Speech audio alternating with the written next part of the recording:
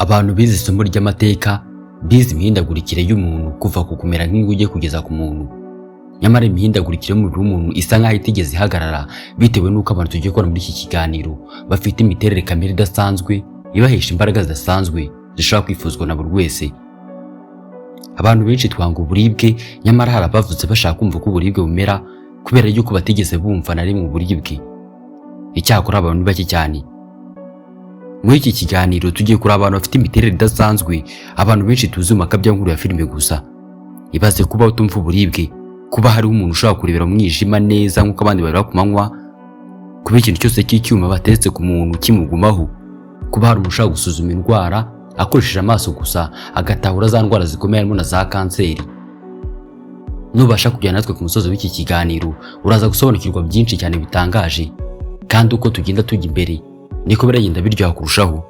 Iki kiganiro cyitwa Isoko y'Ubuvumbuzi, naho ngiye kibagezaho nitwa Nsengiyumva Olivier. Mbahaye ikaze.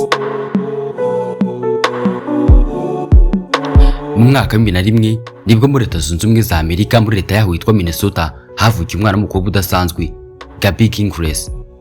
Uburyo bwonyine Gabby Gingras abasha kumva mu buribwe ni uburyo bushingiye ku marangamutima ye gusa. Kuva yavuka ntabwo Gabby Gingras yari yumva uburibwe, ntabwo arwaye paralize kubera yuko ingingo ze zose zikora neza usibye kuba gusa atumva uburibwe. Nubwo ibihara bifata nk'umugisha, n'uburwayi bukomeye cyane ndetse n'ababyeyi be babifata nk'umuvumo. Iyi ndwara Gabby Gingras yavukanye yitwa congenital insensitivity to pain cyangwa se congenital analgesia. Iyi ni indwara itandura iterwa n'ubwiyongere bukabije bw'umusemburo uherereye mu mvubura yitwa pituitary gland witwa endorphin. Endorphin ni umusemburo uvuburwa muri cya gihe usitaye, cya gihe ukubise umurundi ku ntebe, cya gihe uhuye n'uburibwe bukabije cyane cyangwa se ufite stress n'agahinda gakabije. Akamaro ka endorphin ni ugufunga itumanaho riri hagati y'ubwonko n'igice kiri kunyura mu buribwe, ari niyo mpamvu usitara ukababara cyane, ariko nyuma y'amasegonda make bwa buribwe bukagabanyuka kugeza utagira kubwumva. Aka ni akazi kaba kakozwe na endorphin. Mu magambo make, endorphin ni ikinya karemano umubiri wikorera, gusa kikaba ari ikinya umuntu aterwa nyuma y'uburibwe, bitandukanye na cya kinya badutera mbere yuko tunyura mu buribwe. Iki ni nacyo kibazo Gabby Gingras yavukanye, kugira umusemburo mwinshi wa endorphin mu mubiri. Watch your head, sweetie. Congenital insensitivity to pain ni indwara idakunze kuboneka ku isi kubera ko abantu 300 bonyine aribo basanzwe iyi ndwara. Mbere y'uko uvuga yuko ino ndwara nta kitwaye, reka tubanze turebe ingaruka yagize kuri Gabby Gingras.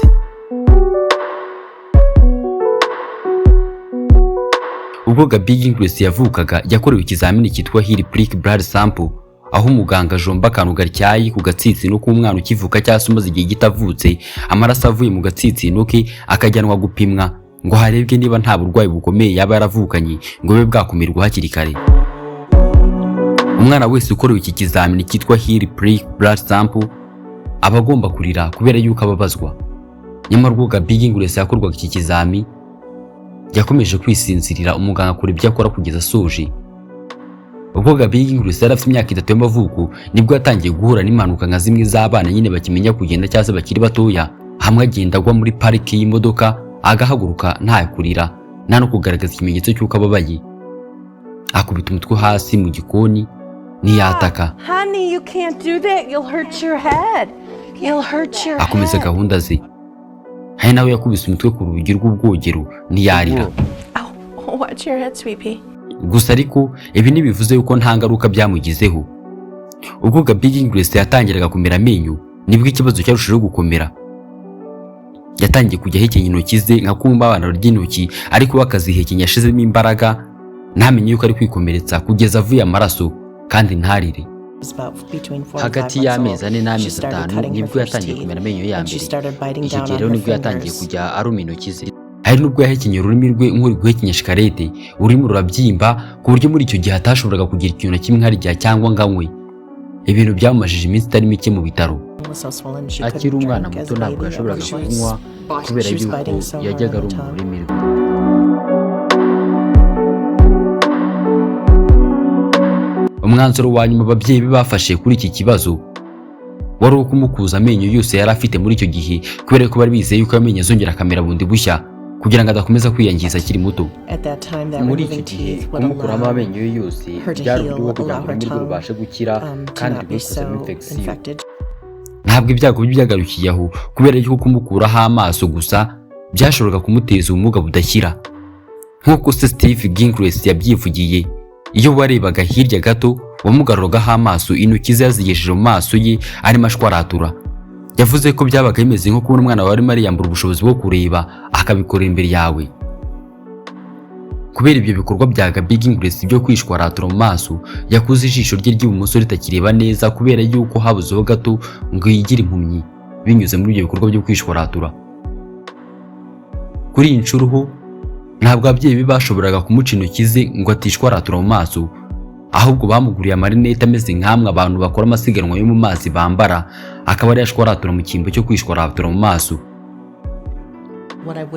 Icyo ntigeze nanga kugira ngo umwana wanjye agire uburyo bwo tugira natanga buri kimwe cyose. Ntabwo ari abamama benshi bashobora kuvuga ibintu nk'ibyo. Ni ibintu bidasanzwe ko umumama avuga ibintu nk'ibyo. Niba wumvise neza iyi nkuru, ishimire ko umwana wawe arira mu gihe atamariwe neza, kubera yuko uburibwe ari impuruza y'ibitagenda neza mu mubiri wacu. Uburibwe n'umwarimu mwiza, hatabayeho uburibwe ntabwo twakiga guhunga ibi bitugana.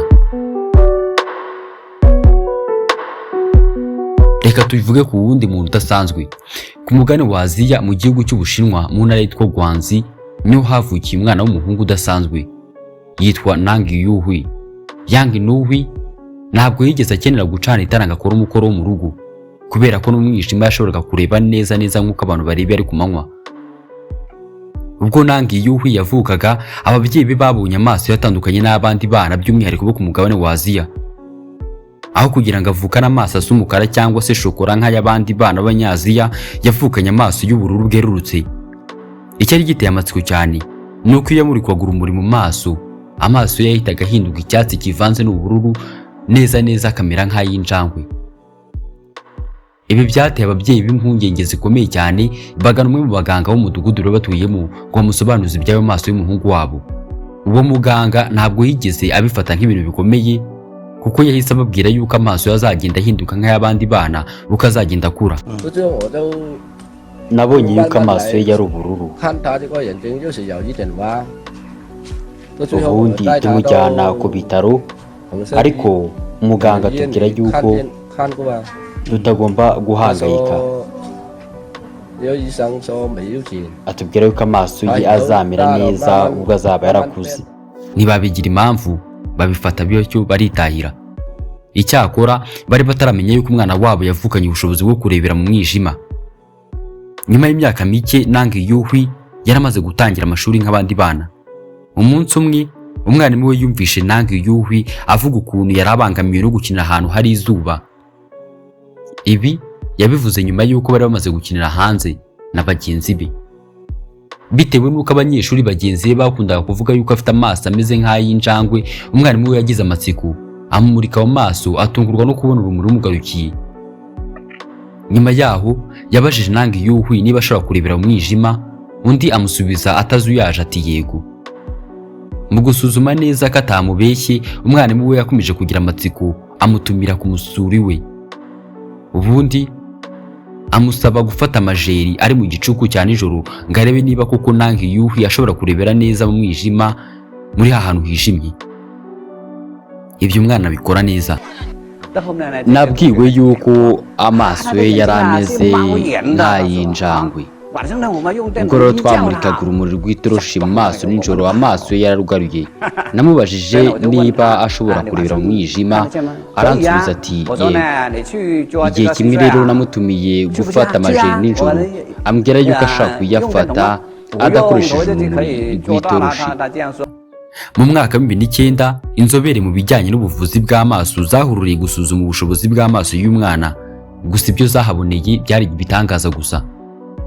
Abanyamakuru bagerageje gufata amashusho agaragaza ukuntu urumuri rukubita mu maso ya Nang Yuhui rukagaruka, ntibyabakundira.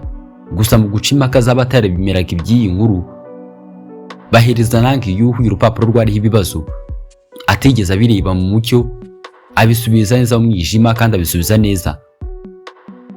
hari nubwo abashaka kureba niba koko Nang Yuhi yabasha kureba neza mu mwijima bafataga ikarita runaka bakayiganiraho bakayerekana hagati yabo ubwabo Nang Yuhi adahari ubundi bakayimuhera mu mwijima bakamusaba kubabwira iyo ariyo.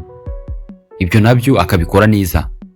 Gusa inkuru tugiye kujyaho kwisobanura biragoye cyane by'umwihariko ku bascientiste. Mu gihugu cya Bosnia mu mudugudu waho witwa Mareshevik havukiye umwana ufite imbaraga zidasanzwe Erman Derik. Umubiri wose wa Erman Derik ufite ubushobozi bwo gukurura ikintu cyose kimukozeho cy'icyuma. Ubwo yari kumwe n'ababyeyi be bari kuri televiziyo, Erman Derik yarahagurutse bagiye kubona abona utuntu twose tw'utwuma dutoya twagiye twiyomeka ku ruhu rwe. Se yahise amwihutana ku bitaro ngo amenye niba nta kibazo umwana we yavukanye cyangwa se afite. Abaganga bamusuzumye basanga nta kibazo na kimwe afite usibye kuba gusa umubiri ubasha gukurura ikintu cyose cy'icyuma kimukozeho. Witegereje neza aya mashusho ushobora gukeka yuko ibi byose ari ibintu bashizeho supaguru ubundi bakamwomekaho. Gusa ni rukuruzi y'umubiri we. Nk'uko Erman Derik yabyivugiye ngo yarakaye imbaraga zo gukurura ibyuma zirushaho kwiyongera. Reka twirebere undi muntu ushobora gusuzuma indwara akoresheje kwitegereza umurwayi gusa. Ntabwo ari amakabyo nkuru ya filimi. Mu mwaka w'1987 nibwo mu gihugu cy'Uburusiya havukiye umwana udasanzwe Natasha Demkina. Natasha Demkina afite ubushobozi bwo kureba mu mubiri w'umuntu akareba ingingo zo mu imbere, ni ukuvuga ibihaha, impyiko, igifu, ubwonko n'izindi ngingo zose zo mu imbere waba uzi arebesheje amaso gusa. Ntabwo ari ibyo gusa kubera yuko afite n'ubushobozi bwo kuba yasuzuma umurwayi akoresheje kumureba gusa agatahura indwara zikomeye harimo na za kanseri. Igitangaje ni uko ubushobozi bumeze butyo atigeze abuvukana kuko yatangiye kubugira afite imyaka 10 gusa y'amavuko. Ibi ni bivugwa na nyina Tatiana Vladimirovna. Mu buhamya Natasha Demkina yitangiye ubwe yavuze ko igihe kimwe yari waba ari kumwe na nyina mu buryo butunguranye agiye kubona agize igisa nk'iyerekwa. Muri icyo gihe yashoboraga kubonamo imbere mu mubiri wa nyina, ubundi atangira kumubwira ibijyanye n'ingingo yabonaga zo mu imbere, kandi ibi yashoboraga kubikorera igihe cyose ashakiye, aribyo yitaga imboni y'ubuvuzi. Nyuma y'uko Natasha Demkina arondoye iby'ingingo z'imbere ya nyina, inkuru ye yatangiye guhwihwiswa mu gace yari atuyemo. Ubundi abaturage bari batuye muri ako gace batangira kujya babyukira ku muryango w'iwabo baje kwisuzumisha ngo bajye ku bitaro bamenye uko bahagaze. Mu mwaka wa 2003 nibwo kimwe mu bitangazamakuru byandika muri icyo gihugu cy'Uburusiya cyamukozeho inkuru. Iby'inkuru ye birushaho gukwirakwira hirya no hino, inkuru yihinduka kimomo. Nyuma yaho ibindi bitangazamakuru byatangiye kumutumira ngo bimukoreho inkuru, harimo n'ibyo hanze y'igihugu. Nyuma y'uko inkuru ibaye kimenya bose mu gihugu cye cy'Uburusiya n'inyuma yacyo, abaganga bakora mu bitaro by'abana mu gace avukamo bamusabye kubereka iby'ubushobozi bwe bwo gukora nk'imashini ira mu mubiri abenshi bazi nka X-ray.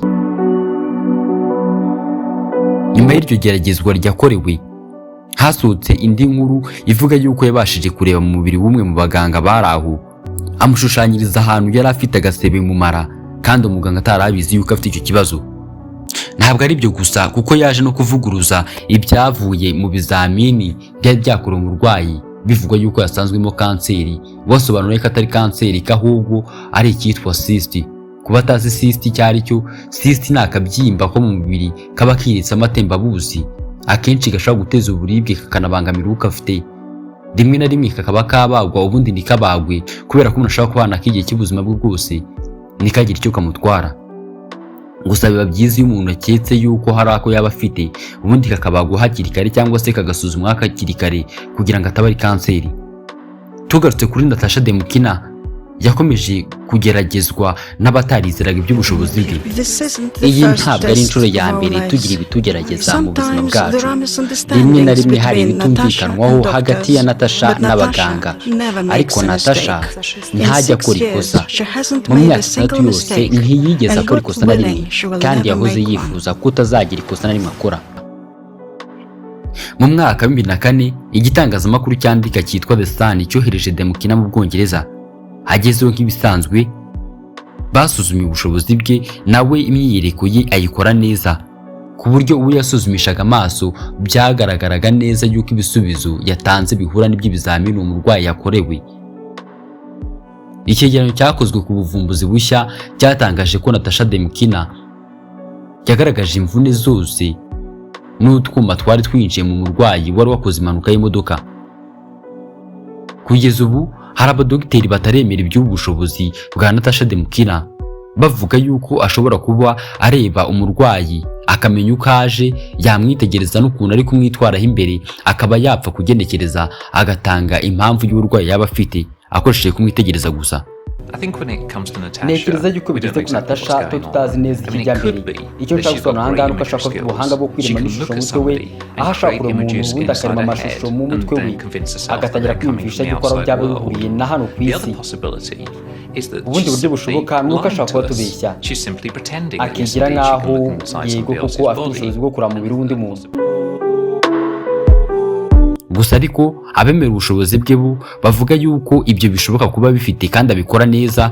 Nk'ikibazo cye ni uko ujya kwisuzumisha ikibazo uri kumva ufitemo uburibwe mu mutwe, ubundi akakubwira n'ibindi ufite mu kaguru utaruzi cyangwa se n'ahandi hantu henshi, akakurondorera ukagira ngo akarambirwa uburwayi waba ufite, cyangwa se bikaba byatuma umurwayi yiheba cyane. Ingorane ziri mu misuzumire ya Natasha ni uko agira ubusobanuro bwinshi kandi ibintu byinshi bitandukanye arabigaragaza, bituma ubuzima burushaho kugorana. Icyo bishatse gusobanura ni uko kuvuga byinshi ariko ukomeretsa ubibwira. Nimunyemere iki kiganiro tugisoreza aha ngaha, tuzakomeza ubutaha. Nitwa Nsengiyumva Olivier, iyi ni Isoko y'Ubuvumbuzi, naho ubutaha.